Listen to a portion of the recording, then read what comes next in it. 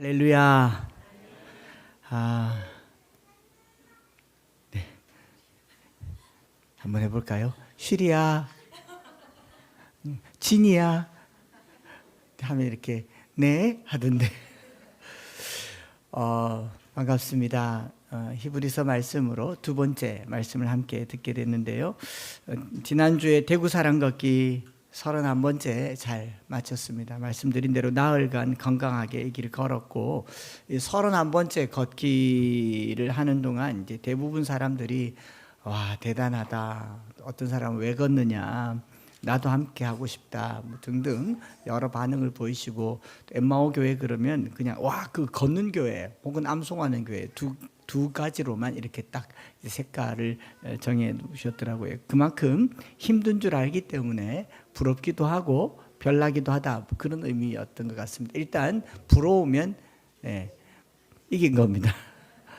31번을 그렇게 하면서 중간에 몇몇 분들, 성도분들이 함께 참여하기도 하고, 유튜브로 실시간 걷기에 댓글로 동참하기도 하고, 또 이번에는 말씀드린 것처럼 기부를 받아서 CBS 방송국에 송전 안테나 교체에 전달하기도 했는데, 대단한 일 아니게 시작했는 게 대단한 일처럼 여겨주고 또 함께 해주셔서 감사합니다. 걷는 거 그냥 걸으면 되지 않습니까? 쉽지 않아요. 그래 계속 걸었을 뿐인데 함께 해주셔서 참 감사하고, 여기까지 걸어오는데 15년이 걸렸습니다. 15년이 걸렸고, 혼자 걷겠다고 말했지만 그래도 처음부터 지금까지 늘 함께 동행해 주시는 분들이 있어서 고마웠습니다. 그중에 한 청년은 기필코 따라오겠다고 해서 이렇게 아침 먹고도 오고 점심 먹고도 오고, 또 학교에 기숙사 신청하고도 오고 그렇게 왔는데, 왜 왔는지를 물어보니 나중에 보니까 목사님 나이를 생각하니 혼자 두면 안 되겠다 싶어서 급한 경우를 대비해서 자기가 따라왔다 그러더라고요. 그런데 아니나 다를까 목사님 걷는 숨소리를 보니까 예전 같지 않더라. 팔공산 올라가는데 헥헥거리는데 목사님 다 된 것 같다 그래요. 그래서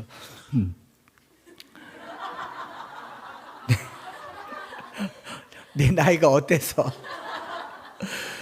어쨌든 뭐 사실 함께 걷는다는 거 큰 동기가 필요하지 않고 큰 용기가 필요하지 않아요. 그냥 함께 가면 되는 겁니다. 걱정스럽기도 하고 같이 가고 싶기도 하고, 그렇게 걸은 게 15년이 됐고요. 앞으로도 그렇게 계속 그 걸음에 여러분들이 마음으로 관심으로 동참해 주셨으면 좋겠습니다. 아무튼 함께 해 주셔서 감사합니다.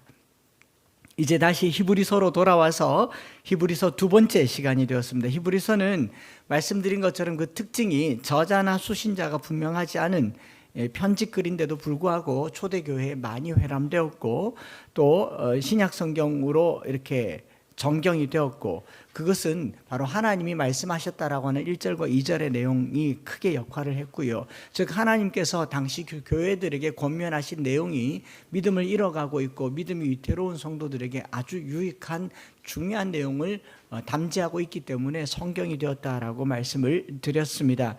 히브리서는 당시에 이 핍박으로 말미암아 믿음이 흔들리고 이전에 유대교로 돌아가려고 하던 사람들, 유혹 앞에 놓인 유대인들에게 믿음의 확신과 하나님 나라에 대한 소망을 갖게 해주는 내용으로 가득 차 있습니다. 그래서 제가 오늘날 이 시대의 히브리서는 어떤 의미가 있을까를 생각해 보니까, 코로나 이후로요 상당히 많은 성도들이 믿음이 흔들리죠. 교회들은 헌금이 줄지 않았으니까 괜찮다라고 하지만, 성도들은 이제 헌금만 내면 예배에 크게 깊게 관여하지 않아도 되는, 스마트폰만 있으면 되는 그런 신앙생활로, 이게 뭐 절이나 별반 다를 게 없어요. 절에 기와장에 이름 올려놓는 것처럼 11조하고 감사헌금하고 계좌로 송금하고 스마트폰 켜만 놓으면 마치 내가 신앙생활을 하고 있는 듯한 그런 신앙으로 전락하게 되었습니다. 네, 너도 목사할래? 네, 그래서 괜찮아요. 네. 그렇게 이제 믿음의 유혹이 많게 되었죠. 그동안 믿음 생활 본인이 하고 있다고 생각했는데, 코로나 이후로 뚜껑을 열어보니까, 믿음의 거풀을 들추어 보니까 그 안에 알맹이가 하나도 없더라라는 겁니다. 그럴 뿐만 아니라 공허하기까지 한 것이 우리 성도들의 현 주소이죠. 그런 성도들이 적지 않습니다. 그러고는 이렇게 말합니다. 굳이 교회를 갈 필요가 있는가? 내가 믿음 생활하는데 아무런 지장이 없다라고 자기 최면을 걸지만 그게 정상일까를 곰곰이 생각해 봐야 됩니다. 단순히 대면 비대면의 이야기가 아니에요. 비대면이라고 하는 그 홀 아래서 자기 믿음의 거풀을 들추어 보고 거기 안에 믿음이 있는가를 점검하도록 정말 잘 도와주는 내용이 히브리서에 가득하더라라는 겁니다. 심지어는 이단의 잘못된 가르침 앞에 교회는 속수무책이었습니다. 더 나아가서 세속의 유혹 앞에도 우리 교회는 더 이상 어떤 대책을 마련해 놓지 못하고 있는 상황의 지금의 모습이나 히브리서가 당면한 그 당시 사람들의 모습이나 믿음의 이 수준에 있어서 큰 차이가 없는 위기다라고 하는 것을 보게 되었고, 이 위기의 때에 히브리서는 중요한 메시지를 담고 있는 거죠. 그래서 히브리서를 통해서 우리의 믿음의 본질을 회복하고 믿음 안에 산다고 하는 그 놀라운 능력을 경험하시기를 축복합니다. 이게 히브리서의 본질이에요. 설명하고 설득하고 가르치고자 함이 아니라 히브리서가 가지고 있는 그 믿음이 내게 또 능력이 되기를 바랍니다. 많은 분량이에요. 그리고 어려운 구약의 인용들과 설명들을 살펴보면 어려워 보이지만 제가 잘하는 게 어려운 걸 쉽게 만들고 많은 내용을 간단하게 만드는 것이지 않겠습니까? 이 히브리서 안에는요, 이 많은 분량의 구약의 인용과 구약 이야기들이 오늘 우리에게 읽으면 읽을수록 묵상하면 묵상할수록 선명하고 간단하고 강력하다는 생각에 이 히브리서를 대하면서 계속 설레게 되고 요즘 꿈도 꾸고 계속 예수님 이름을 외치고 있는 제 자신을 보게 된다는 거죠. 엄청 기대가 크고 이게 끝났을 쯤에 우리 교회는요, 예수 이름의 그 능력을 경험하게 되기를 축복합니다. 이 한 가지 전제가 필요하죠. 여러분, 구약 레위기를 우리가 공부하면서 한 가지 전제, 한 가지 안경으로 레위기를 읽으면 잘 보인다라고 말했고, 그게 뭐라 그랬습니까? 하나님의 사랑이라고 그랬어요. 하나님은 우리를 얼마나 사랑하신가 하는 관점으로 레위기를 보면 레위기에 있는 모든 이 규례와 율례와 율법들은 우리를 사랑하시는 하나님의 이 배려와 돌봄의 메시지다라는 얘기를 했습니다. 그 사랑을 전제하지 않으면 레위기의 모든 규칙들은 율법이 되고 얽매이는 사슬과 같게 되어서 우리가 힘들어지지만 하나님의 사랑의 이 스펙트럼으로 레위기를 보면 전체를 이해하는데 아주 큰 은혜가 됩니다. 마치 철없던 사춘기 시절에 부모가 하는 말은요, 그렇게 듣기 싫고 잔소리 같고 말만 떼면 짜증이 나는 게 그게 부모의 말이었습니다. 그렇죠. 그러나 철이 들고 나면요, 부모님 말씀 하나하나가 다 사랑이었고 관심이었고 돌봄이었잖아요. 철 들고 나서 부모의 말과 철 들기 전에 부모의 말처럼 레위기도 철 들면 들수록 하나님의 사랑이 느껴지는 게 그게 레위기였습니다. 히브리서도 똑같습니다. 하나의 전제를 발견하면 이 전제, 히브리서를 읽는 이 키워드 이 하나를 가지고 히브리서를 보면요, 놀라운 하나님의 능력을 체험하게 될 거예요. 그게 뭐냐면 히브리서는 첫 장부터 끝까지 한 가지만을 이야기하고 있습니다. 많은 구약의 내용을 인용하고 구약에 우리가 알아듣기 어려운 말씀을 하고 있는 것 같지만 처음부터 한 가지만 이야기합니다. 한번 따라할까요? 예수는 그리스도시다. 예수가 그리스도시다라고 하는 오직 예수님, 솔라 크리스투스, 예수님께서 그리스도라고 하는 그 한 가지만 이야기하고 있습니다. 만유의 상속자로 세우신 아들이 하나님의 영광의 광채이시며 본체의 형상이시며 능력의 말씀으로 만물을 붙드시며 죄를 정결하게 하시며 높은 곳에 앉으셔서 우리를 통치하시는 만왕의 왕이 바로 예수 그리스도시고 내가 믿는 분이 바로 그분이다라고 얘기를 하는 것이죠. 그리고 이 예수를 끝까지 바라보는 것이 믿음이다라고 말하고 있는 게 아주 간단해요. 이것만 가지고 히브리서를 다시 파헤쳐 보려고 하는 겁니다. 우리는 히브리서 말씀을 계속 보면서 선명하고 뚜렷하게 예수님을 만나게 될 것입니다. 이 기대를 하셨으면 좋겠어요. 예수님을 믿는다는 것이 얼마나 큰 능력이 되는지를 히브리서를 통해서 보게 되는데, 히브리서는 1장부터 10장까지 그 예수님을 아주 선명하게 소개하고 나서 11장에 와서는 그 믿음으로 산 사람들, 믿음의 조상들에 대해서 여러 믿음의 조상들을 소개하지 않습니까? 나라를 이기고 전쟁을 이기고 감옥에도 가고 굴에도 가고 이런 사람들은 세상이 감당하지 못하느니라 라고 하는 믿음의 선진들의 이 간증들 간증들을 11장에 쫙 늘어놓았지 않습니까? 저는 보면서요, 중간중간에 여러분 믿음이 흔들린다 싶을 때 다른 간증집을 볼 필요가 없습니다. 제 간증을 들을 필요가 없고요, 다른 간증을 볼 필요가 없고, 히브리서 11장을 딱 피면 이 믿음의 선진들이 얼마나 많은 간증을 짧은 한두 절에 있지만요, 그걸 풀었으면 수십 권이 책이 되는 믿음의 승리의 간증이 11장이더라 라는 겁니다. 그러면서 그 끝에 뭐라고 했어요? 이런 사람들은 세상이 감당하지 못하느니라. 결국요, 우리가 믿음으로 살면, 우리가 예수를 믿으면, 예수 믿는다고 하는 그것은 대단한 일입니다. 세상이 감당하지 못할 일이고요, 세상이 우리를 부담스러워할 일이에요. 이 믿음을 가지시기 바랍니다. 이게 히브리서의 전체 얘기입니다. 이제 끝났습니다. 그러지 않습니까? 그 히브리서 첫 장을 열게 되는 겁니다. 여러분, 예수 믿습니다, 예수 믿습니다라는 말 자체가 아주 위대한 일이라는 것을 그냥 피상적으로 교회 다닙니다, 신앙생활 합니다 정도가 아니라 이 믿음의 능력을 보게 될 거고요. 이 첫 장, 히브리서 1장은 구약의 기록을 인용하여서 우리가 믿는 예수가 누구신지를 비교해서 소개하는 그 첫 번째 대상이 뭐냐면 천사를 통해서 예수님과 비교하게 되는 거예요. 제가 사실 오늘 설교 제목을 예수 도장 깨기라고 적으려고 했습니다. 예수 도장 깨기. 젊은 사람들은 도장 깨기가 뭔지 알죠? 이 도장 저 도장 다니면서 겨루기에서 그 도장을 팍팍 깨는 거. 예수님께서 이 구약의 인물들을 다 거론해서 예수님이 도장 깨기를 하더라고요. 그래서 제가 도장 깨기를 인터넷에 쳐보니까 작년부터 장윤정의 도장 깨기, 트로트 도장 깨기 뭐 이런 걸 하더라고요. 도장 깨기가 요즘 시대 용어인데 오늘은 천사 도장을 깨는 겁니다. 이해가 되죠? 참 쉽죠? 그죠? 그리고 3장과 4장에서는 모세라고 하는 도장을 깨고, 또 4장부터 7장까지는 제사장, 이 아론의 자손의 제사장, 그리고 그 다음에 나오는 8장부터 10장까지는 언약, 성소, 제사, 제도, 이 시내산, 이런 모든 것들을 다 깨고 하나님이 아들 예수 그리스도를 드러내는 것, 이것이 비교 불가 예수 그리스도를 부각시키는 것이 히브리서의 목적입니다. 그러니까 이름 그대로는 히브리서는 히불히불하게 읽는 것 같지만 편집하겠습니다. 네. 히브리서는 명확하게 예수가 그리스도라는 것을 알려주는 내용이다라는 거죠. 본문에 가장 먼저 등장하는 천사는 예수님이 천사와 비교가 되지 않는 분이다라는 내용입니다. 우리가 이 본문을 읽으면서 묵상하면서 이렇게 본론에서 벗어나기 쉬운 게 뭐냐면 천사가 어떤 존재지 하면서 천사에 대해서 연구하기 시작하면 삼천포로 빠지게 되는 거예요. 천사가 어떤 존재인가는 그렇게 중요하지 않고 천사라는 비교 대상을 들어서 예수님이 천사보다 더 위대한 분이다라는 것을 말하려고 하는 것이 목적입니다. 그래서 그 다음에 나오는 모세, 제사장, 언약, 시내산 이런 것들도 비교 대상으로 등장하니까 모세를 심도 있게 연구하지 않습니다. 제사장을 심도 있게 파헤칠 이유가 없어요. 비교가 안 되는 분이 예수 그리스도시다라는 것을 말하려고 하는 것이죠.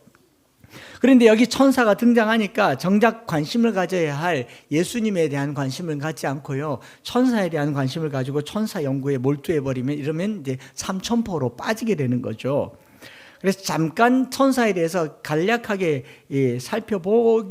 보긴 할 텐데, 여러분 히브리서 1장과 2장처럼 천사를 장황하게 공들여서 논한 것은 신약 성경에 없어요. 천사에 대한 이야기를 이렇게 길게 쓴 것도 없고, 사실 천사가 언제 창조되었는지 명확하게 기록도 없고, 천사에 누구는 천사가 있어요라고 묻기도 하지 않습니까? 천사가 있는가라는 질문만 가지고 간단하게 살펴보면 창세기 1장과 2장에 천사가 창조되었다라고 하는 창조 기사가 없잖아요. 그런데 3장 24절에 보면 아담과 하와가 타락한 이후에 에덴 동산 동쪽의 그룹들, 천사를 두어서 낙원의 입구를 지키게 하신 내용이 천사죠. 그리고 언약궤 위에 두 그룹을 두어서 언약궤를 지키게 한 것도 천사죠. 그리고 구약에는 천사, 사자, 그룹이라고 하는 이름으로 천사의 이름이 한 108번 정도 등장합니다. 꽤 많이 등장하고 있습니다. 그렇죠? 이런 천사는 구약 전반적으로 똑똑하고 초월적인 능력을 가진 존재, 하나님과 인간 사이의 전달자, 하나님의 말씀과 뜻을 전하는 전령, 해와 달과 별을 주관하는 일꾼으로서의 천사, 그리고 우박과 천둥 번개를 주관하기도 하고 지옥에서 죄인을 고문하기도 하고 죽음을 이끌어가는 그런 천사, 심판의 일꾼으로서 천사가 나오고, 신약 성경을 포함해서 이 천사는 한 3, 4회 정도 천사가 등장을 합니다. 여러분, 우리가 사탄 마귀 귀신에 대해서는 인식도 하고 또 무서워하기도 하잖아요. 가끔 가다가 제게 전화가 와서 귀신병 좀 고쳐달라고, 이 엠마오 교회는 귀신병 고쳐주는 프로그램 없냐고, 귀신에 대한 두려움이 많아서 새벽 1시에도 전화하고 막 똥파리들이 날아다닌다, 좀 치워달라, 뭐 이런 얘기를 막 해요. 그렇게 얘기하고 있는데 지난 주일에도 전화가 와서 어떤 전도자가 있는데 능력의 사람인데 엠마오 교회에 초청할 생각이 없냐고, 그러면서 이제 그 귀신 쫓아내는 이야기를 많이 합니다. 여러분, 그런데 천사의 존재에 대해서는 그렇게 생각을 안 해보셨죠? 팅커벨 요정 정도만 이렇게 파라락 날아다니는 그 정도 천사로만 생각했지만, 구약이나 신약에 천사의 존재가 굉장히 많이 나온다라는 겁니다. 하나님의 일을 하는 하나님의 일꾼, 사자, 전령, 심지어는 죽음을 가져오기도 하고 재앙을 불러오기도 하는 천사가 등장하기도 한다라는 겁니다. 그러다 보니 유대인들 중에 랍비들은요, 풀잎사기 하나하나에도 각기 천사가 있다고 주장할 정도로 잘못된 천사관을 뿌리내리기도 했고, 골로새 지역에 있는 사람들은 천사 숭배 사상이 있었다는 것을 볼 수가 있습니다. 골로새서 2장 18절에 보면 아무도 꾸며낸 겸손과 천사 숭배를 이유로 너희를 정죄하지 못하게 하라. 천사 숭배라는 게 있었던 것 같아요. 그러나 히브리서 1장에서 이야기하는 예수님과 비교하고 대조하는 이 천사는 그들이 천사를 숭배했기 때문에 천사 숭배와 예수를 비교하려고 한 것이라는 이 내용은 짐작할 수가 없습니다. 다만 천사의 존재 자체가 하나님과 사람 사이에 중재하는 존재로 있기 때문에 사람보다는 초월하고 영적인 존재로 알려져 있는데, 이 영적인 존재보다 예수님께서 더 뛰어나시다라는 것을 말하려고 천사를 가지고 온 거예요. 그러니까 천사를 믿어야 된다, 천사는 이렇게 위대하다, 이런 내용은 아니라고요. 천사라고 하는 이 이름 자체는, 이름 자체의 뜻은 전달자입니다. 메신저예요. 하나님의 전령, 우리 사자도 이 불일 사자를 쓰잖아요. 하늘이 불인 존재가 천사입니다. 그래서 천사가 신구약 시대에, 특별히 신약 시대에 어떻게 주로 나타났는가를 기록을 보면, 예수님께서 40일 금식하실 때 겟세마네 동산에서 기도하실 때도 천사들이 나와서 힘을 돋우었어요. 이런 천사들은 전달자였고, 오늘 성경 말씀에는 천사는 이 전달자이고 섬기는 자이고 예수님을 경배하는 자이고 예수님은 하나님의 아들이다라고 얘기하는 것, 이것이 본문이 전하려고 하는 본질이죠. 그래서 한 3가지 정도로 본문을 가지고 천사와 그리스도를 비교를 해서 본다면, 첫 번째로 예수님은 하나님의 아들이시고 천사는 예수님을 경배하는 존재로 있다. 하나님의 아들은 예수시고 예수님을 경배하는 존재가 바로 천사다라는 거죠.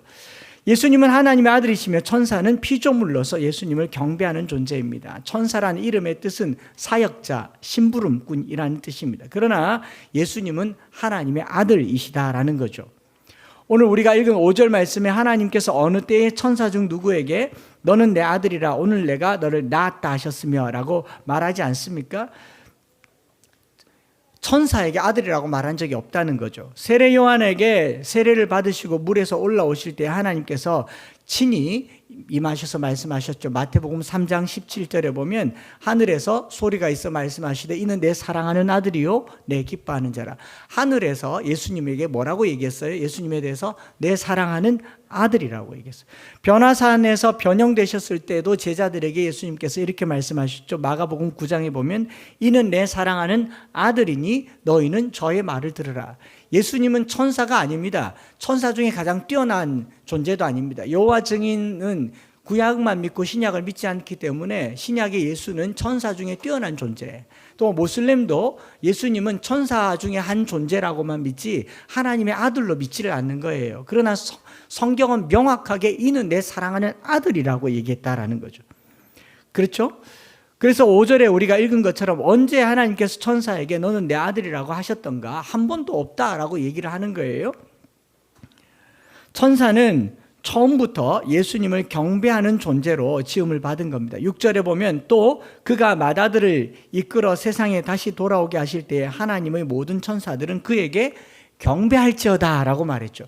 천사들은 예수님을 경배하는 존재로 있고 예수님은 하나님의 아들이다 라고 하는 것이 오늘 우리가 믿는 예수님에 대한 첫 번째 이해라는 겁니다. 그러면 천사와 예수님과의 관계에서 천사는 예수님께 어떤 존재로 존재하는가를 보면요, 예수님을 경배하는 존재죠. 예수님께서 태어나셨을 때, 탄생하셨을 때 예수님의 탄생의 기쁜 소식을 천사들이 전했어요. 그죠? 천사들의 노래가 하늘에서 울리니, 맞지 않습니까? 또 예수님께서 광야에서 40일 동안 금식하고 사탄에게 시험 받으셨을 때 그 시험을 다 물리치고 난 후에 마가복음 4장 11절에 이에 마귀는 예수를 떠나고 천사들이 나와서 수종드니라. 최수종 아닙니다. 수종드니라. 노력하고 있습니다. 십자가의 죽으심을 앞두고 겟세마네 동산에서 애쓰고 기도하셨을 때에 천사들이 나타나 힘을 주었어요. 누가복음 22장 43절에 천사가 하늘로부터 예수께 나타나 힘을 더하더라. 천사가 예수께 나타나 힘을 더했어요. 예수님께서 부활하셨을 때에 천사들이 거기 나타나셔서 돌문을 옮겼습니다. 마태복음 28장 2절에 큰 지진이 나며 주의 천사가 하늘로부터 내려와 돌을 굴려대고 그 위에 앉았는데 라고 말하지 않습니까? 그리고 마지막 요한계시록 5장의 11절부터 13절에 보면 수많은 천사들이 죽임당하신 어린 양 예수를 찬양하고 있지 않습니까? 천사는 예수님을 수종들고 예수님을 돕고 예수님에게 힘을 북돋우고 예수님을 경배하고 찬양하는 존재가 바로 천사다라고 말하고 있는 거죠. 예수님은 그런가 하면 하나님의 아들이십니다. 여기서 천사는 이런 존재다라는 게 중요합니까? 예수님이 하나님의 아들이시다라는 사실이 중요합니까? 예수님이 하나님의 아들이시다라는 사실이 중요하죠.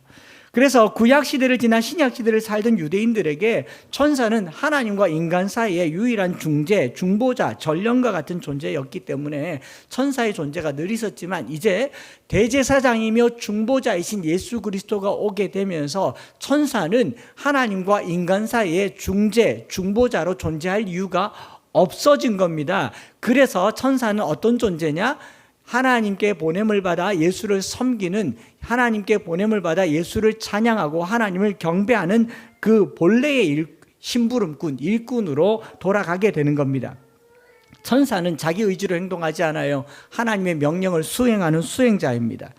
그렇지 않습니까? 왔다 갔다 하면서 중보할 수가 없어요. 한쪽 방향으로밖에 다니지를 못합니다.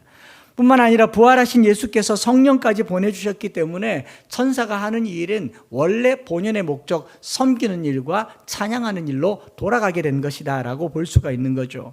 천사는 본질적으로 하나님을 경배하고 수종두는 일을 하는 겁니다. 그걸 하고 있다고 히브리서가 말하고 있고, 왜냐하면 예수님께서 하나님의 아들이시기 때문에 그렇다라고 얘기를 하는 거예요.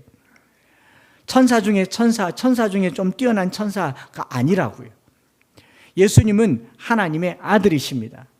명확하게 밝히고 시작하는 대목, 예수님은 하나님의 아들 예수 그리스도십니다. 이게 왜 중요한지를 이제 설명할 텐데 잘 들어보십시오. 예수님이요, 십자가에 못 박혀 죽으신 이유가 무엇입니까? 바리새인 서기관 제사장들이 예수님을 죽이려고 작정한 이유가 물고기 2마리로 보리떡 5개로 5,000명을 먹였을 때 죽이려고 했습니까?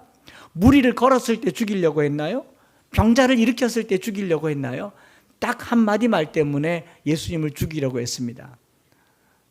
나와 아버지는 하나이다. 내 아버지께서 하나님이 당신의 아버지입니까? 라고 말했을 때 그들은 예수님을 죽이려고 했어요. 신성모독이라고 말했던 것이죠. 결정적으로 도저히 받아들일 수 없었던 순간은 바로 예수님이 자기를 하나님의 아들이라고 말했을 때 유대인들은 시기도 했고 질투도 있었으니 이 하나님의 아들이라는 이 단어 때문에 예수님을 결정적으로 못 박아라라고 소리를 질렀던 겁니다. 빌라도 앞에서 십자가에 못 박으라라고 말한 것은 예수님의 능력 때문이 아니고 예수님의 기적 때문이 아니라 예수님이 자기를 하나님의 아들이라고 말했기 때문이라고요. 이 하나님의 아들 예수라는 말은요, 굉장히 위험한 말이고 중요한 말이기도 합니다. 그래서 우리가 예수를 믿는다라고 얘기할 때요, 예수님이 하나님의 아들이시며 내 주인이시며 왕이시다라는 말은 굉장히 능력이 있는 말이고요. 자칫 잘못하면 죽을 수도 있고 자칫 잘못하면 세상에서 위대한 놀라운 일을 행할 수도 있는 큰 구심점이 되는 단어가 하나님의 아들 예수 그리스도시다라는 겁니다. 그걸 몇 군데서, 성경 몇 군데서 좀 찾아볼게요. 예수님이 하나님의 아들이라는 것을 대놓고 처음으로 말한 존재가 누구냐면 마귀였습니다. 마태복음 4장 3절에 시험하는 자가 예수께 나와 이르되 네가 만일 하나님의 아들이거든 명령하여 이 돌들로 떡덩이가 되게 하라. 예수님이 공생애를 시작하고 40일 금식할 때 사탄이 예수님에게 처음으로 한 말이 너가 하나님의 아들이냐? 그러면 돌들이 떡덩이가 되게 하라. 예수님의 존재를 하나님의 아들이라고 하는 것을 시험하였어요. 4장 6절에 네가 만일 하나님의 아들이거든 뛰어내리라 기록되었으되 그가 너를 위하여 그의 사자를 명하시리니 그들이 그 손으로 너를 받들어 발이 돌에 부딪히지 않게 하리로다 하였느니라. 말있지 않습니까? 심지어는 귀신 들렸을 때 그 귀신을 쫓아내는 자리에서 마태복음 8장 29절에 이에 그들이 소리질러 이르되 하나님의 아들이여 우리가 당신과 무슨 상관이 있나이까? 때가 이르기 전에 우리를 괴롭게 하려고 여기 오셨나이까? 하나님의 아들이라고 얘기했어요. 예수님을 가장 기쁘게 했던 제자들의 대답 중에 하나가 무엇입니까? 마태복음 16장에 가이사랴 빌립보 지방에서 예수님께서 물으셨죠. 사람들이 나를 누구라 하더냐? 더러는 세례 요한이다. 더러는 엘리야다. 더러는 예레미야다. 더러는 선지자 중 하나이다. 예수님께서 묻습니다. 너희는 나를 누구라 하느냐? 물었을 때 베드로가 말하죠. 주는 그리스도시요 살아계신 하나님의 아들이시니이다. 그랬더니 예수님께서 기뻐하셨잖아요. 바요나 시몬아 네가 복이 있도다. 이것을 알게 아니는 네가 아니고 혈육이 아니라 하늘에 계신 하나님이시다 라고 말하지 않았습니까?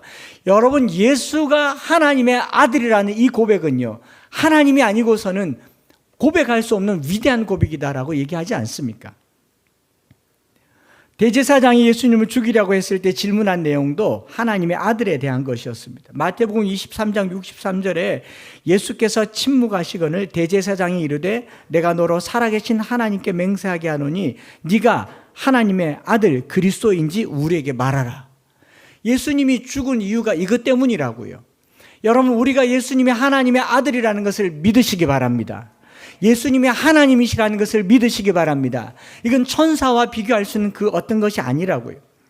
이방이었던 로마 백부장과 예수를 지키던 자들이 십자가 아래에서 예수님을 보고 이렇게 말했어요. 마태복음 27장 54절에 백부장과 및 함께 있던 예수를 지킨 자들이 그 지진과 일어난 일들을 보고 심히 두려워하여 이르되 이는 진실로 하나님의 아들이었도다. 여러분, 이게 아주 중요한 이야기입니다. 내가 믿는 예수님은 그냥 사람이 아니라고요.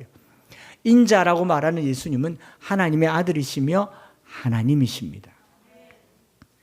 그리고 그 하나님이 우리에게 어떤 분이시냐? 두 번째로 이 하나님 아들 예수님은 만유의 주시며 만왕의 왕이십니다. 내가 하나님의 아들 예수를 믿는다고 하면 이 예수는 나에게 주인이 되셔야 합니다. 왕이 되셔야 합니다. 내 삶을 통치하셔야 됩니다. 내 행동을 다스리셔야 돼요. 예수님이 명령하시면 그 명령을 들어야 되는 거죠. 영국의 왕 중에 크누트라고 하는 왕이 있어요. 영국에서 대왕이라고 불림받은 유일한 왕이기도 하죠. 아주 초기에 크누트라고 하는 왕이 왕으로 즉위하여서 왕관을 쓰고 왕의 이 지휘봉을 가지고 왕이 되어서 이제 세상을 다 호령할 수 있는 큰 이 제국의 왕이 되었을 때 자기 가신들을 이끌고 이 바닷가에 갑니다. 바닷가에 가서 출렁이는 바다 파도를 보면서 이렇게 말합니다. 영국 대영 제국 크누트 왕의 이름으로 명령하노라. 이 바다는 잠잠할지어다. 잠잠해졌겠습니까? 끄떡도 안 하는 거예요. 즉위한 지 하루밖에 안 돼서 그런가 보다. 그리고 다시 내공을 모아서 대영 제국 크누트 왕이 명령하노라. 바다는 잠잠할지어다. 계속 시끄러운 거예요. 내 말을 듣는 게 이게 하나도 없는 거예요. 그때 왕이 왕관을 내려놓으면서 이렇게 말합니다. 내가 이 나라의 왕이 되어서 저 바다 하나도 잠잠하게 하지 못하는데 저 바다를 잠잠하게 하신 만왕의 왕께 이 관을 드립니다. 이 나라의 왕은 하나님이십니다. 그렇게 하고 나라를 다스려서 훌륭한 왕이 되었다. 여러분 인터넷 쳐보면 크누트 대왕 치면 그 나오는 일화가 그 일화가 있습니다. 예수님이 하나님의 아들이시면 그걸 믿는다면 동시에 우리 삶 속에서요, 내 주머니, 내 삶, 내 시간, 내 열정, 내 삶의 전부가 주인이 하나님이시라는 것을 믿으시기 바랍니다. 왜 내 자식들은 부모님들이 내 마음대로 하려고 하면서 내 삶은 하나님 마음대로 하려고 하지 않습니까? 여기서부터 우리가 잘못됐잖아요. 그렇게 말해야 돼요. 내 자식 하나 내 마음대로 할 줄 못하는 거 보니 우리 집의 주인은 하나님이시군요. 그거 믿으시기 바랍니다. 몽둥이들과 애들 세리 잡으려고 하지 말고, 경상도 말 그만 써야 되는데, 몽둥이 들고 아이들 때려 잡으려고 하지 마시고 하나님이 통치하시도록 하나님께 주권을 드리려고 하시기 바랍니다. 아내가 남편을 주장하고 남편이 아내를 주장하고 부모가 자식을 주장하고 자식이 제 마음대로 살려고 하는 것은요, 이 땅에 왕이 없어서 그러는 거예요. 정부를 보십시오. 정치하는데 대통령을 세우는데 대통령이 대통령 같지 않고 뭐 여당이든 야당이든 아무도 수장이 없는 거, 이거 자연스러운 현상입니다. 왜? 하나님이 왕이시기 때문에 그렇습니다. 그거 믿으셔야 합니다. 그래서 7절과 8절에 그렇게 얘기하지 않습니까? 천사들에 관하여서는 바람으로 불꽃으로 삼으셨는데 8절에 아들에 관하여는 하나님이여 주의 보좌는 영영하며 주의 나라의 균은 공평한 균이이다. 주께서 의를 사랑하시고 불법을 미워하셨으니 그러므로 하나님 곧 주의 하나님이 즐거움을 기름을 부으사 모든 동류들보다 뛰어나게 하셨습니다. 또 10절 태초에 주께서 땅에 기초를 두게 하셨으며 하늘도 주의 손으로 지으신 바라. 그들은 멸망할 것이나 오직 주는 영존할 것이요 그것들은 다 옷과 같이 낡아지리니 의복처럼 갈아입을 것이요 그것들은 옷과 같이 변할 것이나 주는 여전하여 연대가 다함이 없으리라. 할렐루야. 수천만 원짜리 명품을 입어도요, 몇 년 지나면 헤어져서 못 입는, 몇 년은 더 입겠구나, 10년을 입어도 하루를 입은 듯한 거니까 10년은 입고 입을 수 있어도 대를 이어서도 입을 수 있겠구나. 100년 지나면 못 입는 게 그게 옷이잖아요. 그러나 하나님은 영원하십니다. 그분이 예수 그리스도시다라는 거예요. 그분이 우리를 다스리시고 우리의 왕이 되십니다. 한 주간 동안요, 예수님이 나의 왕이십니다. 예수님이 하나님의 아들이시고 예수님이 나의 왕이십니다. 그거 믿으시기 바랍니다. 그게 히브리서가 시작하는 첫 번째 메시지였던 거죠. 두 번째까지 메시지였던 거죠. 천사와 비교하면서 예수님은 하나님의 아들이시며 만왕의 왕이시며 통치자라는 것을 명확하게 대조하여 밝히고 있는 내용인 겁니다. 예수님은 누구십니까? 하나님의 아들이십니다. 예수님은 누구십니까? 만왕의 왕이십니다. 내 삶을 다스리는 분이십니다. 그 말은요, 내가 남을 다스리려고 하지 마세요. 통치하려고 하지 마세요. 여러분, 내 뜻대로 안 돼서 속상한 거는요, 이렇게 말하면 돼요. 내가 왕이었구나. 내 뜻대로 되면 내가 왕이죠. 내 뜻대로 되는 게 세상이 아니라는 것은 하나님이 왕이라는 표현, 뜻이 의미입니다. 그러니 내 생각대로 되는 것을 기대하고 살기보다 하나님을 기대하며 살면 좋겠어요. 이 예수님을 믿는다는 것이 어떤 의미인지 히브리서 기자는 단 한 절로 우리에게 믿음을 소개하고 있는데, 이게 오늘 결론이며 하이라이트입니다. 세 번째, 하나님의 아들 예수님이 우리의 왕이시고 우리가 이 예수님을 믿을 때 예수님을 경배하고 예수님을 섬기던 천사들도 우리를 섬길 겁니다. 천사는 예수 믿는 하나님의 백성들을 섬긴다는 게 이 1장의 결론이에요. 정말 드라마틱하지 않습니까? 천사가 어떤 존재였어요? 구약시대 때만 해도 하나님의 전령처럼 초월적인 존재였어요. 심지어는 천사를 숭배할 만큼 위대한 존재로 급상승. 여러분, 마귀를 두려워할 줄 알면 천사도 그 정도 급은 되지 않겠습니까? 하나님을 대적한 마귀를 두려워할 정도가 되면 천사들도 그 급이잖아요. 하나님 편에 있는 급이었잖아요. 그런데 그 천사가 신약 이후로는 어떤 존재가 되었냐? 예수님을 섬기는 존재였어요. 그런데 지금은 어떤 존재? 우리를 섬기는 존재가 바로 천사들입니다. 한 주간 동안 천사의 섬김을 잘 받으시기 바랍니다. 기대해 보셔요. 제가 몇 군데를 알려드릴게요. 14절 우선 읽으면요. 모든 천사들은 섬기는 영으로서 구원받을 상속자들을 위하여 섬기라고 보내심이 아니냐. 자, 모든 천사들은 섬기는 영인데 누구를 섬기라고요? 구원받을 상속자. 이 상속자들은 누굽니까? 제가 포함될까요? 여러분들이 포함되겠습니까? 할렐루야. 이 천사들은 저와 여러분들을 섬기라고 보내신 존재다라고 얘기하는 겁니다. 예수를 믿는다는 것은 예수를 맏아들 삼아 우리를 양자로 받으시는 하나님의 자녀, 하나님의 딸들을 섬기도록 천사를 보냈다라는 것을 의미하는 거죠. 우리는 예수 믿는 순간이요, 예수님이 하나님의 아들이라는 것을 고백하는 순간, 예수님이 내 인생의 왕이라는 것을 선포하는 순간 천사들이 우리를 섬기는 존재가 되었다. 얼마나 위로가 돼요. 여러분, 히브리서 당시에 믿음이 흔들리는 사람들에게 너가 예수 믿는다는 것은 이렇게 위대한 일이야 라고 말해주고 있는 거예요. 이게 예수 믿는 즐거움입니다. 이게 예수 믿는 능력이에요. 한 주간 천사의 섬김과 도움이 어떤 것인지 잘 경험해 보시기 바랍니다. 여러분들을 돕는 많은 손길들이 천사들을 통해서 나타날 줄 믿습니다. 첫째로 제가 천사입니다. 10월 4일이라니까요. 제가 여러분들을 도울 겁니다. 섬길 겁니다.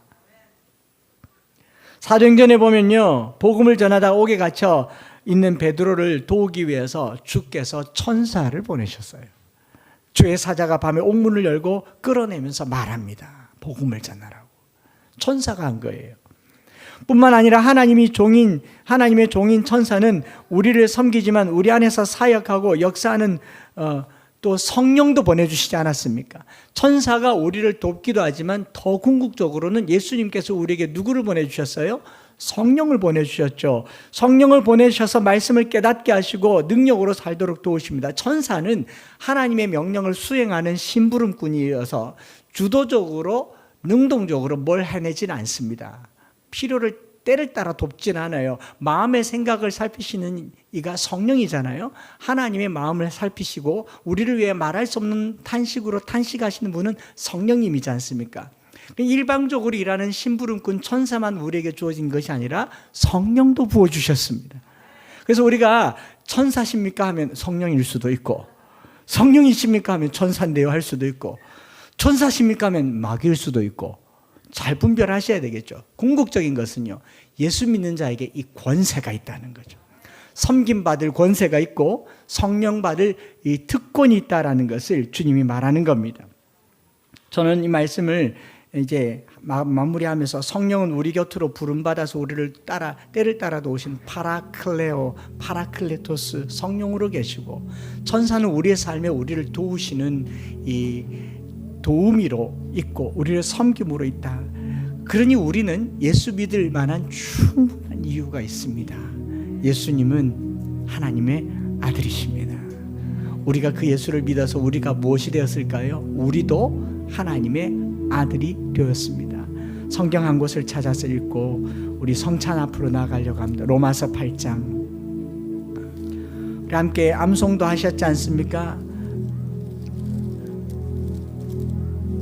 로마서 8장 14절.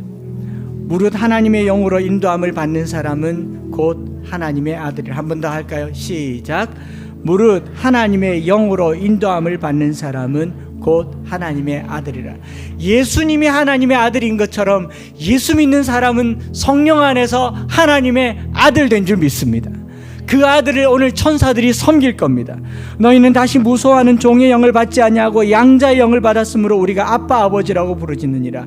성령이 친히 우리의 영과 더불어 우리가 하나님의 자녀인 것을 증언하시나니, 자녀이면 또한 상속자 곧 하나님의 상속자요 그리스도와 함께한 상속자니 우리가 그와 함께 영광을 받기 위하여 고난도 함께 받아야 할 것이니. 히브리서를 읽는 당시 사람들이 고난받았지만요, 너희는 상속자들이야. 너희는 하나님의 아들이야. 예수 그리스도와 함께한 하나님의 아들이야. 천사도 섬기는 아들이야. 이 끝나는데 찬송가 가사 중에 천사도 흠모하겠네, 부러움의 대상이 되었습니다. 그 믿음을 가지고 한 주간 동안 살아가실 수 있기를 주의 이름으로 축복을 드립니다.